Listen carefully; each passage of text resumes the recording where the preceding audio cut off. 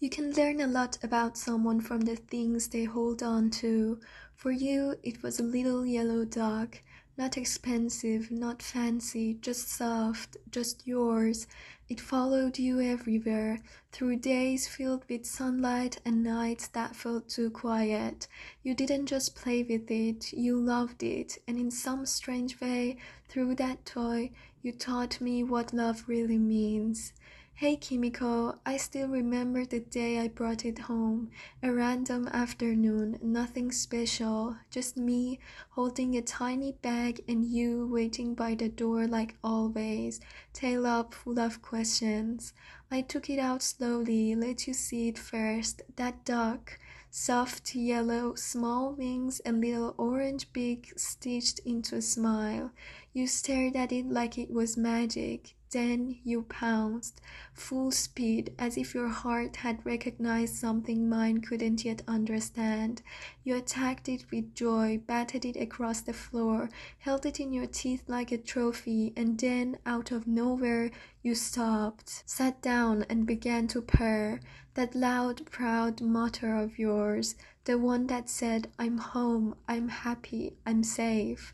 It made me laugh and it made me cry, because I'd never seen you claim something so fast, like you knew not just that it was yours, but that it meant something. From that day forward, it was never just a toy, it was your companion, your comfort, your little secret.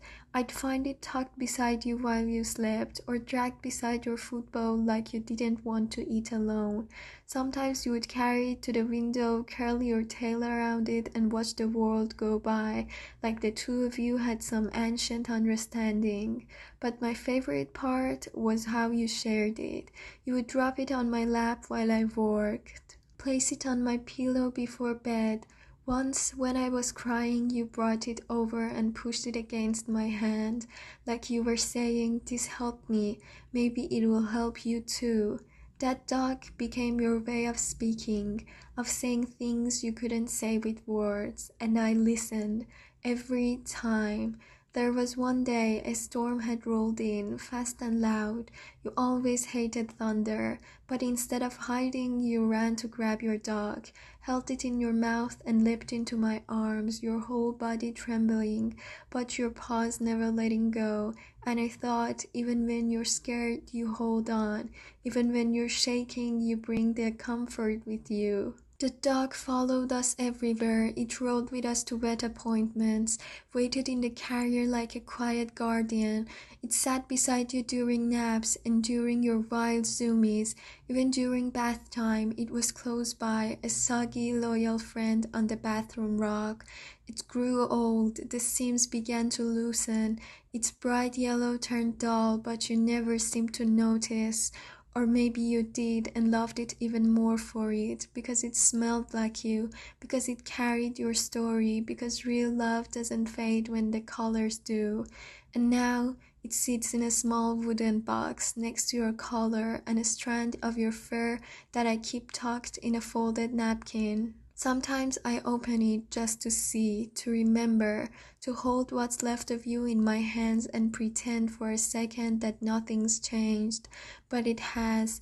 The house is quieter, the air heavier, the corners colder, but the dog's still here, like a piece of you, soft, brave, and small enough to hold close. Sometimes I fall asleep holding it. I bury my nose into the faded fabric and breathe, and somehow I can still feel you, in the warmth, in the stillness, in the memory of tiny paws and a heartbeat that once trusted me without question. Did your pet ever have a toy they loved more than anything? Something they carried, protected, maybe even shared with you? Tell me about it in the comments. Sometimes it's not the toy we miss, it's the love that came with it. Kimiko, you never let go of that dog, even in the end. Even when you were tired, you curled around it like it was home, and in that moment I understood. You were never just a cat, and that dog, it was never just a toy, it was your heart, and somehow you gave it to me. If this story brought someone to mind, someone small, soft, unforgettable, subscribe. This channel holds memories like that, quiet, real, and full of the love we never stop carrying.